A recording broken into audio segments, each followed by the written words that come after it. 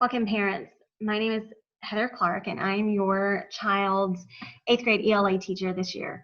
I'm super excited to be back into the classroom and teaching your kids and getting back into a normal routine.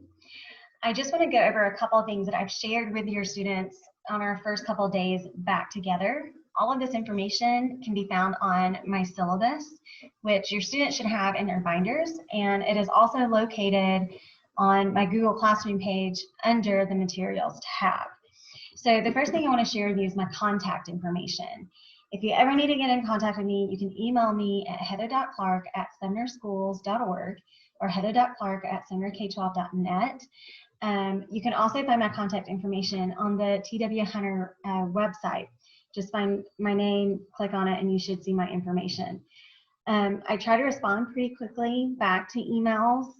If it's after 9 o'clock, I may not get back with you until the next day, but I do try to respond and answer your questions as soon as I can. Another form of communication will be Google Classroom this year. By 8th grade, your students are pros at logging into Google Classroom. Some of them have already logged on. The Google Classroom codes are on my syllabus. Just make sure that your child is entering the right code for their class. So my first block class would be first and second period. My second block class would be 5th, 6th. And my third block class would be my 7th and 8th period classes. I went over all this information with them, and most of them, it looks like they've logged on. If they haven't, over the next few days, we will be getting them logged on to Google Classroom and doing some practice with that. Another form of communication will be Remind. Everyone should have automatically been set up for Remind this year. I will be using Remind to send messages and updates, reminders about our Zoom meetings on Wednesdays. I told your students that I would post the meeting ID and passwords through Remind just to let them know, hey, you've got a Zoom meeting on Wednesday, and go ahead and log on. So I'll send that update through Remind. I will also post it on Google Classroom, so they'll also get it there too. I sent out some basic messages the other days just to make sure that it's working. So if you did not receive a Remind message from me, send me an email and I will try to get you the code so you can start receiving those messages. Just some examples of class assignments we'll be doing: Common Lit articles, discussion, Socratic seminars. We do a lot of discussion in class. We do a lot of writing. So I tell my kids, I like them to take ownership of their learning, and we do that through Socratic seminars.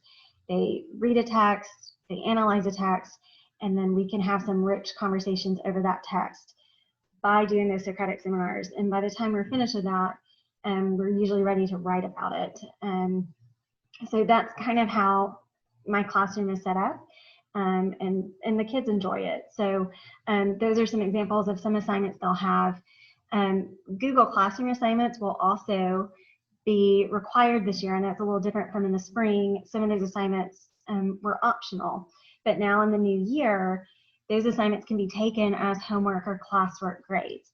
So I've pointed that out to them so that they know these Google Classroom assignments you're going to be held accountable for. Grading, the grading scale is the same. We've kind of broken apart the grading. Half of the grades are going to be formative assessments. So homework, classwork, those Google Classroom assignments will be half of their grade. The other half would be their tests. Some essays may be taken as test grades, and projects. So what I told them is that if they keep up with their Google Classroom assignments, their homework, their daily work, then they're going to be very successful in ELA this year. Materials, your students should have a binder with dividers and tabs. They have a workbook this year that they will get over the next week or so. They will need to bring that to class every day. Paper, pencil, their agenda, and they will have a required text. And we'll be passing out their required text in the next couple of weeks. Over the next couple of weeks, we will also be going over their summer reading. So students were supposed to read The Outsiders over the summer. So I've, kind of let them know, hey, if you haven't finished reading it, get it read. And we will be going over the assignment that they'll have to do of their summer reading probably next week. So just let them know if they haven't finished it, they got a little bit of time to finish their summer reading. The Wednesday remote schedule is also found on my syllabus, but on Wednesdays, your students will be doing their learning from home and logging in for their Zoom meetings. So basically, their day starts, they'll log in for first period at 8 o'clock, and then they're finished by 11:15. So what I told them, if they have a 45-minute class, which is their science and social studies classes or related arts, they would meet with that teacher for 20 minutes. Their block classes, math and ELA, are 90-minute classes. On Wednesdays, they would meet in a Zoom meeting with those teachers for 40 to 45 minutes. So then their schedule spans from 8 o'clock and they're over by 11:15. And we have gone over those expectations. They will be given remote and Zoom expectations over the next couple of days. And we will go over those expectations with them. And so they'll be ready for their virtual learning days on Wednesday. That's pretty much all I have for you guys. If you ever have any questions, please feel free to send me a message. And I look forward to teaching your students this year. Thank you.